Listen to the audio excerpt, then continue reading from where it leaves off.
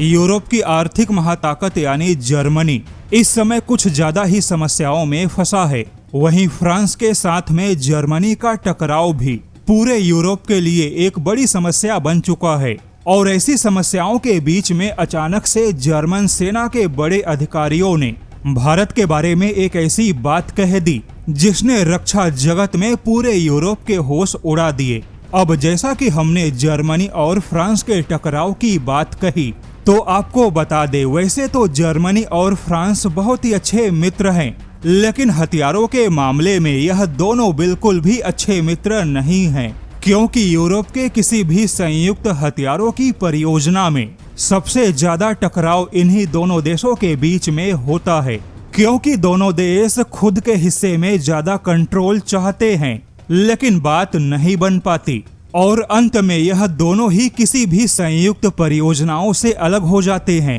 जैसे कि चाहे इतिहास में यूरोफाइटर का मामला हो, या भविष्य के छठी पीढ़ी के फाइटर जेट का मुद्दा हो, या वर्तमान में लॉन्ग रेंज मिसाइलों की परियोजना हो, या तो यह परियोजना बंद हो गई या फ्रांस ने ऐसी परियोजनाओं से खुद को हटा लिया। लेकिन अब ऐसे में जर्मनी के सामने समस्या गंभीर है, क्योंकि जर्मनी पानी के हथियारों में यानी नौसेना के तकनीक में जितना आत्मनिर्भर है, आधुनिक वायुसेना के हथियारों में उतना ही सहयोगियों के भरोसे है। लेकिन अब इसी जर्मनी ने आजकल के ड्रोन खतरों का मुकाबला करने के लिए एंटी ड्रोन सिस्टम को विशेष बढ़ावा देने की बात कही, तो ऐसे में जर्मनी की एक drone startup company Titan technology ने किसी अमेरिकी मिसाइल डिफेंस के मुकाबले 200 गुना सस्ता ड्रोन बनाने का ऐलान किया, जो कि हवा में टकराने वाला इंटरसेप्ट ड्रोन होगा।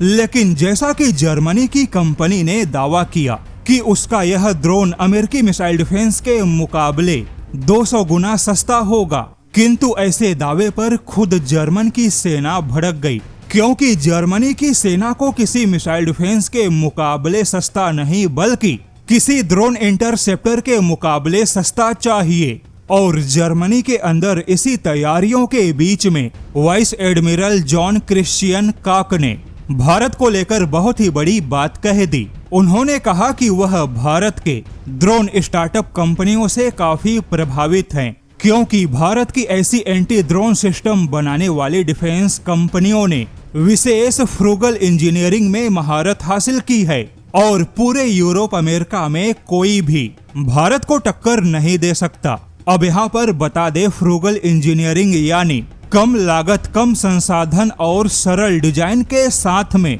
बहुत ही प्रभावी तकनीक बनाकर चौंकाना। लेकिन अब यहाँ पर आपको जानकर आश्चर्य होगा, खुद जर्मनी की सेना ड्रोन हथियारों की फ्रूगल तकनीक उठाने भारत आ रही है, क्योंकि इसी साल सितंबर 2026 में होने वाले भारत तरंग शक्ति अभ्यास में जर्मनी की वायुसेना के अलावा जर्मनी का एक बड़ा रक्षा प्रतिनिधि मंडल भी आ रहा है, जिसका मुख्य उद्देश्य सस्ते और अच्छे एंटी ड्रोन सिस्टम में भारत के तकनीकी विकास को समझना है। वहीं जर्मनी का यह डिफेंस डेलीगेशन भारत के साथ में आजकल के छोटे किंतु सस्ते आत्मघाती ड्रोन के क्षेत्र में भारत के साथ सहयोग मजबूत बनाने का काम करेगा। वैसे यहाँ पर बता दे, जर्मनी की सेना का भारत की ओर झुकना मजबूरी है, क्योंकि फ्रांस की डिफेंस कंपनियां जर्मनी को हथियारों में सहयोग नहीं दे रही हैं, जिससे कि अब जर्मनी भारत के साथ में